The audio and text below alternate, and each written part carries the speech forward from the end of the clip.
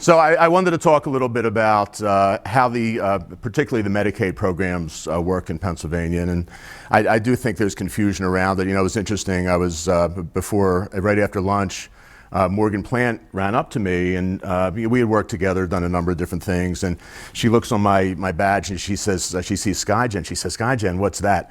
To me, that was a perfect indication of and I'm not calling you out, Morgan, but I think there's a lack of understanding how Medicaid plans operate in Pennsylvania. And this is certainly not intended to be a marketing presentation for SKYGEN. It really is intended to be more generic and just give some level of explanation how the managed care companies that manage the Medicaid program in the state and the third-party administrators work together. Next slide, please. That's me. How do I look? Not bad.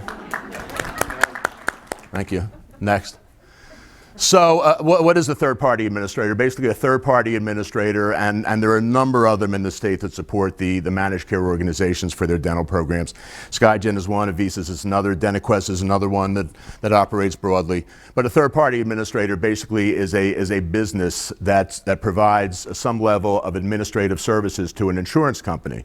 And the services are always provided in a collaborative context. And I'll explain what that means in a little bit. Next slide, please. So we can start from the very beginning. The dental programs in the state, in every state for that matter, are funded both by the federal government and by the states to different extents. They're all managed by the state.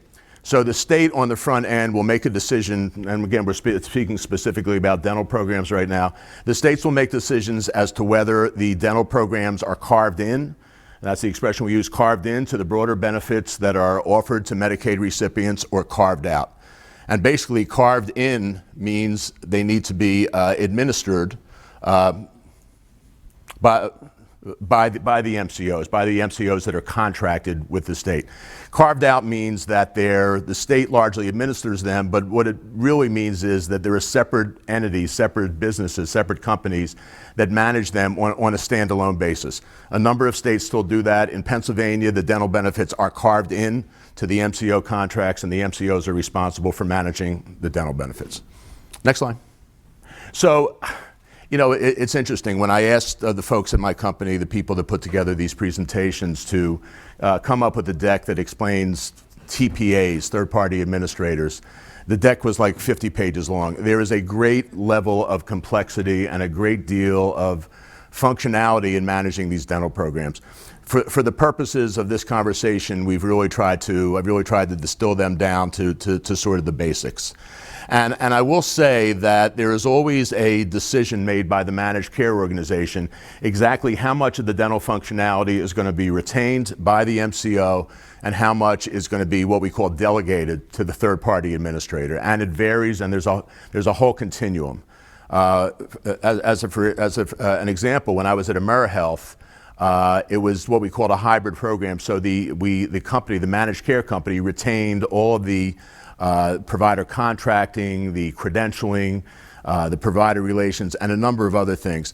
You know, in other situations, it's what we call a fully delegated program, wherein basically all of the functionality around the dental program is given to the third-party administrator to manage. But these are some of the more significant buckets, and we can go to the next slide here. So this is a big piece. So by contract with the state, by compliance, the managed care organizations have to provide a network that meets certain requirements. And the requirements are largely geographic and have to do with, and are sort of subdivided by urban, rural, suburban areas. But there are specific geographic requirements around driving distance and distance to be able to, for individuals to be able to access providers of certain types, including specialists.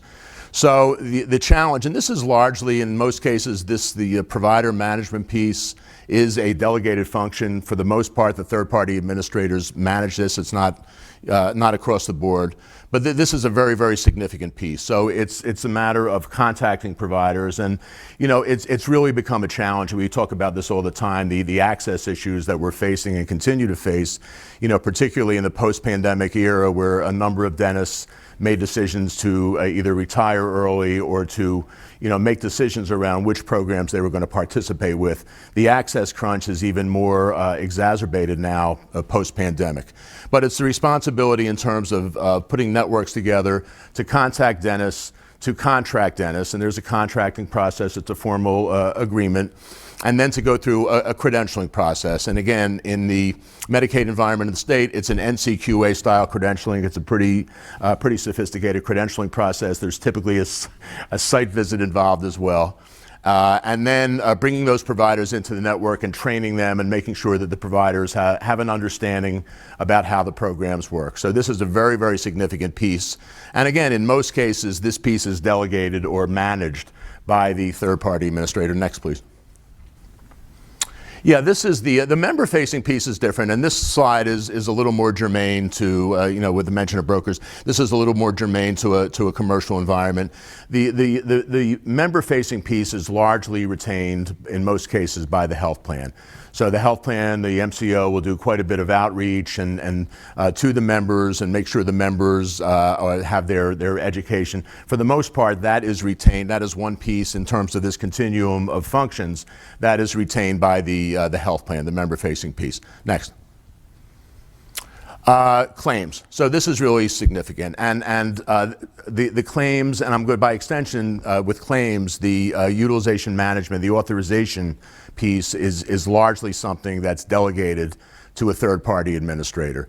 And why is that? Because the TPAs, the third-party administrators, have systems that are much more sophisticated than the systems that the managed care companies could use, which are obviously focused on physical health extended.